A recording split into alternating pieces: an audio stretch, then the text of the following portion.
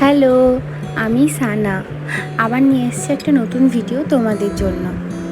কিছু জিনিস কখনো বদলায় না, যেমন কিছু মানুষের স্বভাব। একান্তই আমার পড়াশোনা করার অনেক বেশি ইচ্ছে ছিল। কিছু কিছু সময়ে ক্ষেত্রে পরিস্থিতির কারণে ঠিক মতন আমার পড়াশোনাটা হয়ে ওঠেনি। তাও নিজের জোরে তাগিদে আমি এইচএস, তারপরে হাই সেকেন্ডারি পাশ করে তারপরে কলেজে গিয়ে ঠিকঠাক চলেছে।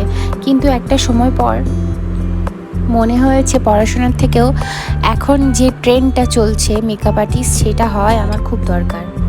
কিন্তু তোমার কাজের থেকেও বড় ব্যাপার কি জানো তো, তুমি একটা কাজ জানলেও তোমাকে একটা ভালো ছবি, লাইক ডিএসএলআর, এসব আমরা যখন শিখেছিলাম তখন ওইটা ট্রেন্ডটাই বেশি ছিল, যে কারণে বেশি কাস্টমার আমাদের হতো না। কেননা ছবি দেখে তারা বুকিং করতো এবং আমাদের কাছে এইটা যেমন বেশি আমাদের যেসব কাস্টমারগুলো হতো তাদের বাড়ি থেকে একদম নিষেধাজ্ঞা ছিল যে বাড়িতে কোনো রকম কোনো কিছু ছবি পোস্ট করা যাবে না, বাড়ি থেকে একদম বারণ।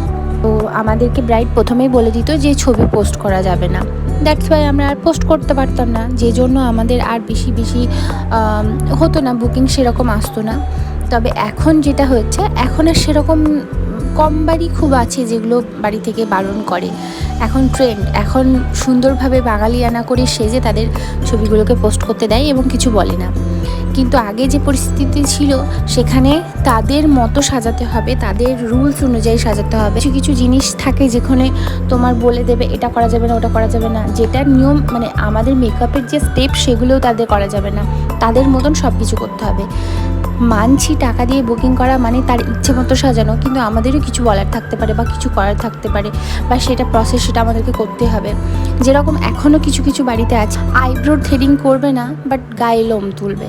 হ্যাঁ, এরকম একটা কিছু কিছু আমি নিজে ব্রাইড পাই যেগুলো এরকমই, যে আইব্রো করা যাবে না, আইব্রো করলে পরে অনেক বড় সমস্যা হতে পারে, বাট গায়ের লোম, মুখের লোম এগুলো নাকি তোলা যায়।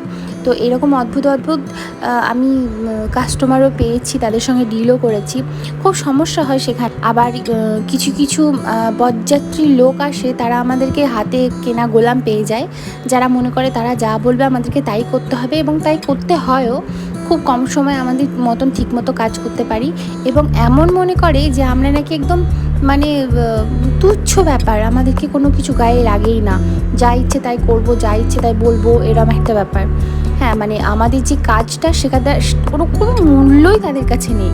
তো এরকমভাবেই প্রফেশনটাকে আস্তে আস্তে তিলে তিলে আমি গড়ে তুলেছি। তো এই বলতে বলতে দেখো আমার ঘর গোছানো হয়ে গেছে, এই যে আমার গাছে জল দিচ্ছি।